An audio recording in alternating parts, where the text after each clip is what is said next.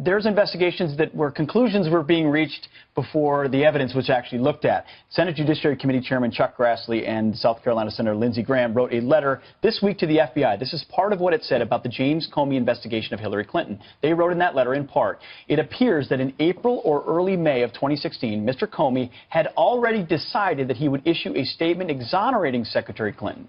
That was long before FBI agents finished their work. Or even interviewed her on July 4th.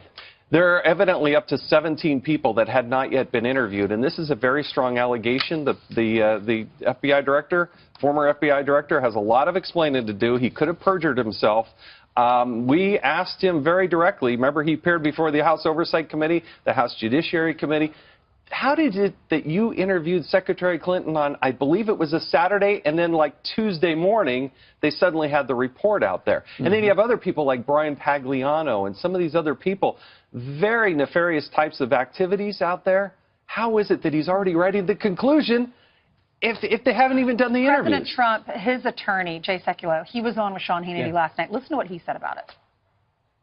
You've got James Comey now with emails going back and forth where he's drafting 3 months before they interview 16 witnesses, including the supposed target of the investigation, exoneration, basically a declination letter before they interviewed the witnesses. James Comey had the nerve to testify under oath that he had to come forward last July to make his statement because the whole process where Loretta Lynch met with President Clinton on the tarmac in Phoenix cast doubt on the scope and nature of the investigation. Here's the fact. The fact is, evidently, he already made up his mind 3 months before the investigation really got underway. So this whole thing was a fraud on the American people. How does not every American look at this and say, this is a rigged system?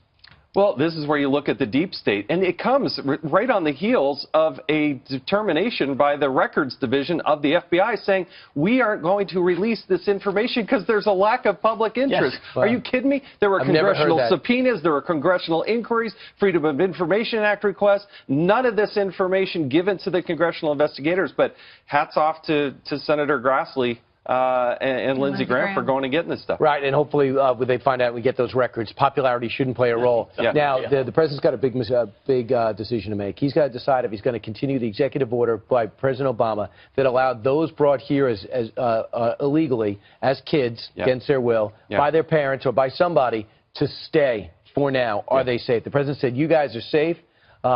President Trump's got to decide if he's going to keep the so-called DACA program intact. What should he do? It expires, so he has to deal with it. I think the locking down the border, securing the border, I reject the amnesty. This is exactly what the president campaigned on.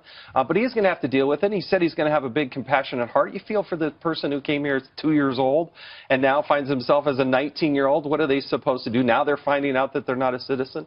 But there are consequences to these actions, and the President Obama can't just go in and unilaterally change the law. He was 3.5 years into his term. A few months before a presidential election, he introduced this. He tried to expand it. The court struck that down. You're going to see members of Congress on both sides of the aisle try to implement a DACA program, but you can't just unilaterally do that. You have to. But 10 Republican governors wrote a letter saying, if you don't get rid of this, Mr. President, we're going to get rid of it. Others, there's a Republican congressman out there looking to make sure the president doesn't do this. And this was originally, I understand, a Republican idea, this Dreamers Act. When it first came into fruition, where you can join the military or do something to become a citizen. There's no easy answer. No, but this is where the rule of law comes in. This is what differentiates us. If you do want to do something like this, it has to pass through the Congress. The president just can't unilaterally change the law, which is what Obama did. Offer legislation, make people vote on it? Yes, yes. Or they're saying give them a couple of years so you've got, your visa expires, and then you can make a decision. There's time to do it. There's not immediate deportations. But I think your point is right. I mean, at what point does rule of law overwhelm emotion, which a lot of us feel on this issue? Right, right. And I think there's a way to deal with this compassionately, but we are a country of laws. And if you want to change the immigration laws, you have to go through Congress. You can't do what President Obama did. The reason his whole agenda is falling apart is he didn't work with Congress, President Obama. He just signed everything, and now it's being taken down. It's a house of cards that he built, and you have to go through the regular process. It's hard, it's difficult, it's long, but that's the way our founders envisioned it. All right. This is Sharon reporting from Bad News Media. Thank you for subscribing to our channel and giving us a thumbs up. We really appreciate your support.